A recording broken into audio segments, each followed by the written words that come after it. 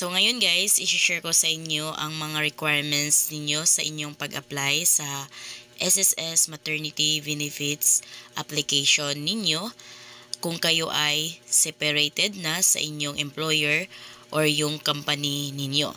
So, unang steps na gagawin ninyo is magpa-voluntary member muna kayo para makapag-submit or makapag-file kayo ng SSS Maternity Benefit online.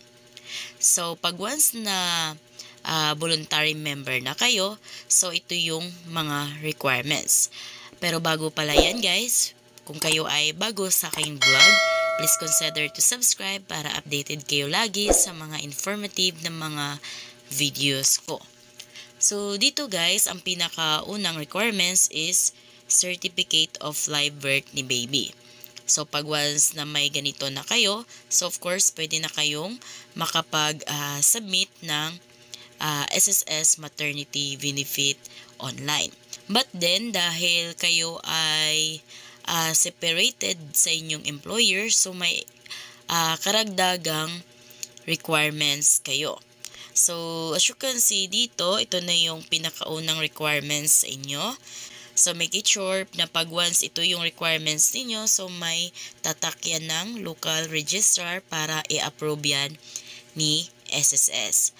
Then, take note na pag once kayo ay late filing, so kailangan na yung ipapasa ninyo is PSA birth certificate ni baby. But then, dahil kakapanganak nyo lang, so pwede na itong certificate of live birth. Then, pangalawang requirements guys is COE, Certificate of Employment. But then, take note, hindi lahat ng SSS is tumatanggap ng Certificate of Employment. Dahil ang ibang SSS branch is mas prepared nila yung Certificate of Separation. So, pag once na hindi ito i-approve sa inyo, so kailangan ang meron kayo is Certificate of Separation. So, dito, ito yung sample natin sa Certificate of Separation from Employment. So, kung tutuusin is halos parehas lang naman yung Certificate of Employment or COE dito sa Certificate of Separation from Employment. But then, yung ibang SSS is mas gusto nila yung itong Certificate of Separation. So, take note na lahat naman ng SSS branch is pag once na ipasa ninyo is Certificate of Separation is tinatanggap nila. But then, yung iba naman is tumatanggap ng COE or yung kanina, Certificate of Employment. Then, ang iba is hindi. But then, dito sa Certificate of Separation is lahat ng SSS branch is tinatanggap ito.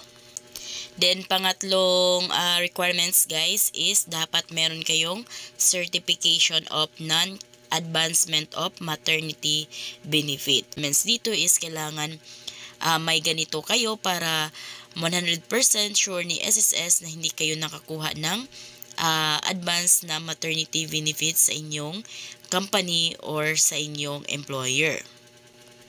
Then guys, pag once naman na hindi na kayo makakuha ng ganito dahil kayo ay awol, so halimbawa din na kayo makakuha ng certification of non-advancement of maternity benefit, then wala din kayong COE or wala kayong certificate of separation from your employment dahil kayo ay awol, or wala na yung company ninyo, nagsarado na, or any reasons na hindi na kayo makakuha ng Certificate of Separation or COE or non-cash advance. So, ang gagawin nyo guys is magpa-affidavit kayo. So, ito yung magiging requirements ninyo pag once na hindi na kayo makakuha ng Separation Certificate or COE or non-cash advance sa inyong company or sa inyong employer dati. So, dito, ito yung pipil upan ninyo, ito yung ipapanotaryo ninyo para kahit wala kayo nung mga requirements na yun is pwede kayo makapag-apply ng SSS Maternity Benefits. So, kung paano mag-fill up nito guys, so may tutorial ako niyan. Ilagay ko lang yung link sa description sa baba or sa comment section. or pwede nyo din i-search sa inyong YouTube. I-search nyo lang yung SSS Affidavit of Undertaking Jubes Vlog. So lalabas na dyan yung tutorial ko kung paano kayo makakuha nitong form online at ang tamang pag-fill up nito. After nyo ito ma-fill upan guys, ipanotaryo nyo ito. So ganun lang guys. So kung kayo ay bago sa aking vlog, please consider to subscribe para updated kayo lagi sa mga informative na mga videos ko. Thank you for watching!